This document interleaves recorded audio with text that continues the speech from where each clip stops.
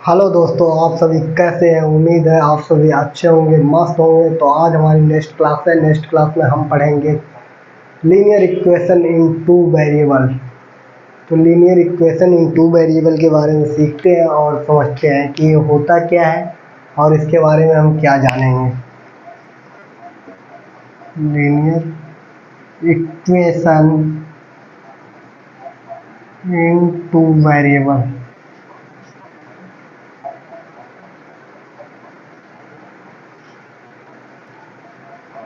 इसकी हिंदी होती है दो चर वाले रैखिक समीकरण।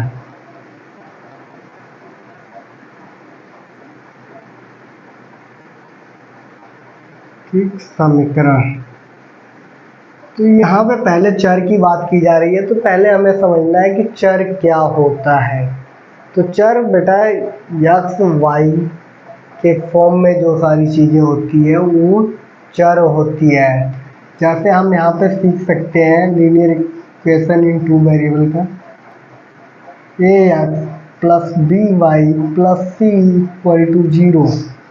तो यहाँ पे हमें सबसे पहले जानना है वेरिएबल क्या है, नॉन वेरिएबल क्या है। पहले हमें जानना है वेरिएबल क्या है,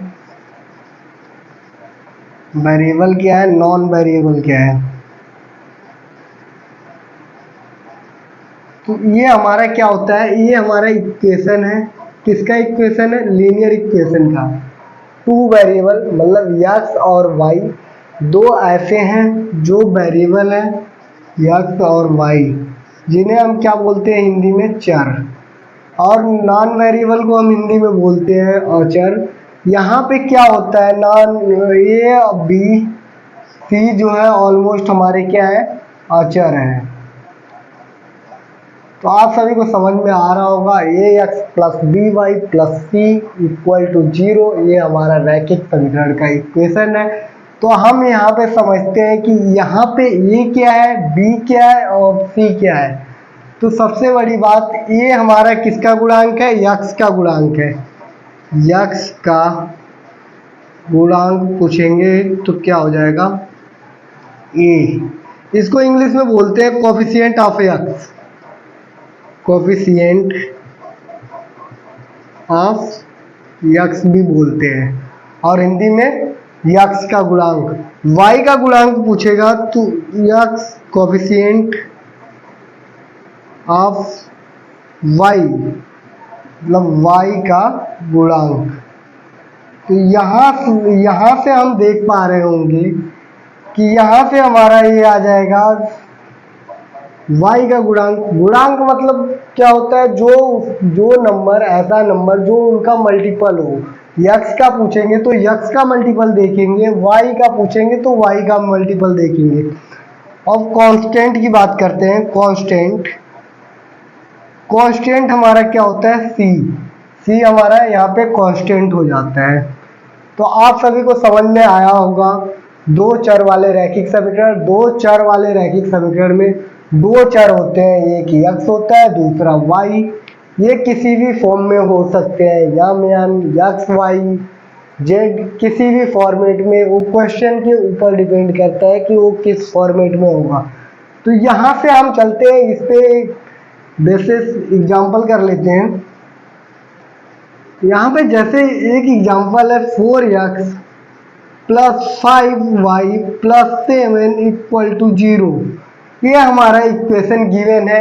यहाँ पे हमसे पूछ रहा है कि ए क्या है, बी क्या है, सी क्या है। यहाँ पे क्वेश्चन क्या पूछ रहा है? ए क्या है, बी क्या है, सी क्या है। तो हमें सबसे पहले ये समीकरण याद होना चाहिए। ये क्या है? समीकरण है। किसका समीकरण है? Linear equation in two variable मतलब दो चरों वाला समीकरण है। तो इस समीकरण के फॉर्मेट में देखेंगे तो इस समीकरण के ही फॉर्मेट में है। तो यहाँ से ए की वैल्यू आ जाएगी 4, क्योंकि यहाँ पे देखेंगे a x plus b y plus c equal to 0 दिया हुआ है। तो यहाँ पे हम x की वैल्यू 4 रखेंगे और b की वैल्यू क्या आ जाएगी? 5, c की वैल्यू आ जाएगी 7। तो आप सभी को समझ में आया होगा ये क्वेश्चन। इसके बाद एक एग्जांपल है, अभी इसको मैं एक एग्जांपल यहाँ पे कराता हूँ।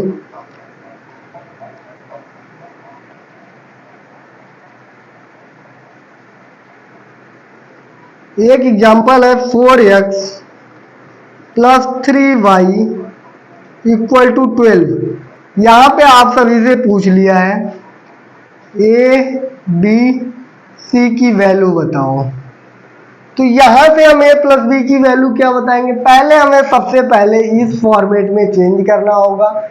ए x plus b y plus c के फॉर्मेट में हम इस क्वेश्चन को चेंज करेंगे। तो ये फॉर्मेट होगा a x plus B 3y, ये इधर आ जाएगा माइनस हो जाएगा इक्वल टू 0। अब ये बना a x plus b y plus c equal to 0। तो यहाँ से a की वैल्यू आ गई 4 और b की वैल्यू आ गई 3 और c की वैल्यू आ गई -12। तो आप सभी को a b c की वैल्यू निकालना बहुत अच्छे से समझ में आया होगा। तो हम नेक्स्ट क्वेश्चन चलते हैं इनके हल की बारे।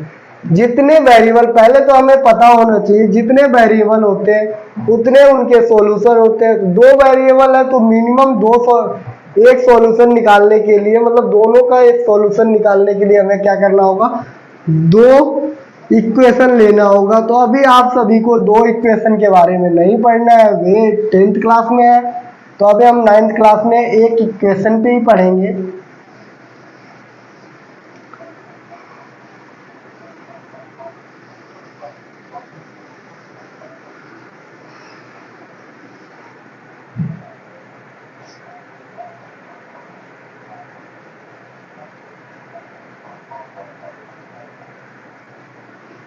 जहाँ पे x plus 2y equal to 6, ये हमारा क्वेश्चन है। तो यहाँ पे दे रहा है 4, क्या निकालना है, 4 हल, मतलब इसको हम इंग्लिश में बोल सकते हैं 4 सॉल्यूशन बताने हैं। 4 सॉल्यूशन बताना है,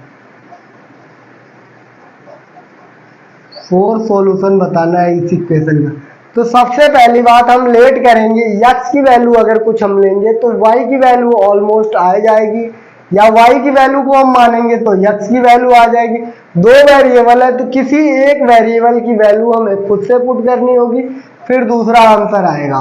तो यहाँ पे हम x की वैल्यू जो 0 पुट करते हैं, x की वैल्यू 0 लेट हम मान लेते हैं। x की वैल्यू जैसे ही हमने 0 पुट किया तो यहाँ पे देखेंगे 0 प्लस 2y इक्वल टू 6। तो यहाँ पे 2y equal to 6, y equal to, ये देखो मल्टीप्लाई कर रहा है तो दूसरे साइड जाएगा तो क्या हो जाएगा, डिवाइड। y इक्वल टू हो जाएगा, यहाँ से 2 से डिवाइड करेंगे तो यहाँ पे 3। यहाँ पे एक सॉल्यूशन हमारा हो गया 0 और 3। अब दूसरे सॉल्यूशन की बात करते हैं। अब हम लेट करते हैं x इक्वल टू हमने 2 लेट कर लिया, 2 मान लिया, 1 भी मान सकते हो, 2 मान सकते हो, 3 मान सकते हो, कुछ भी जो आपकी मर्जी हो। तो यहाँ पे x इक्वल टू जैसे ही हमने 2 माना तो इस इक्वेशन में 2 प्लस 2y इक्वल टू क्या हो जाएगा, 6।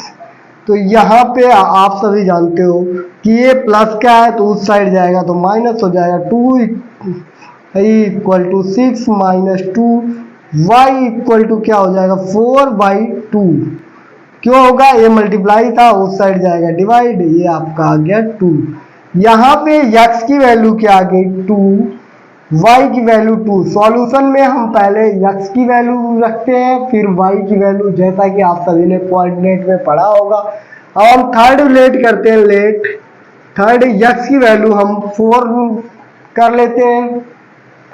जैसे ही x की वैल्यू 4 करेंगे तो यहाँ पे x इक्वल टू क्या आ जाएगा, x equal to 4 plus 2y equal to 6, 2y, ये प्लस का 4 है उस साइड जाएगा माइनस हो जाएगा, 6 माइनस 4, y इक्वल टू, यहाँ पे आप सभी देख रहे हो 2/2 हो जाएगा, ये मल्टीप्लाई था उस साइड जाएगा डिवाइड। तो यहाँ से डिवाइड करते ही y इक्वल टू 1। तो यहाँ पे तीसरा सॉल्यूशन हमारा क्या आया, 4 और 1। अब चौथा लेट करते हैं, लेट 4 इक्वल टू, अब हमने जितनी भी वैल्यू पुट की प्लस की पुट की, अब हम माइनस का ले लेते हैं। तो -2 यहाँ पे रखते हैं, -2 प्लस 2y इक्वल टू 6। तो 2y equal to 6 plus 2y equal to, यहाँ पे आप सभी देख रहे होंगे 8 हो जाएगा, 8/2, यहाँ 2 से 2 इसको काटेंगे 4, y इक्वल टू 4।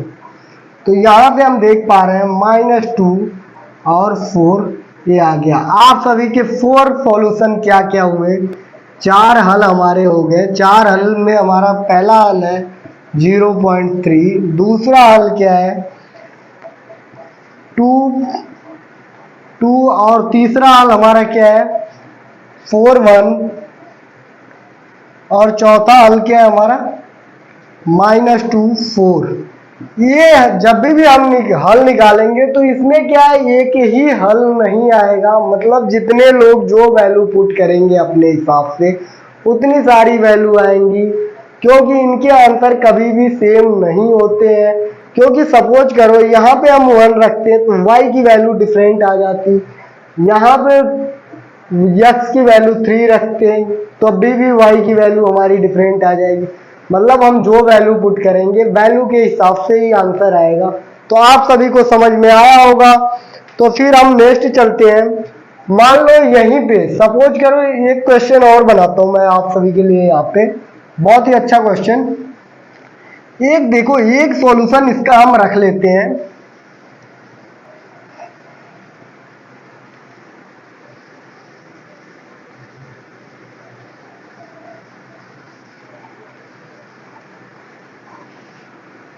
तो यहां पे देखो, यहां पे आप सभी को दे दिया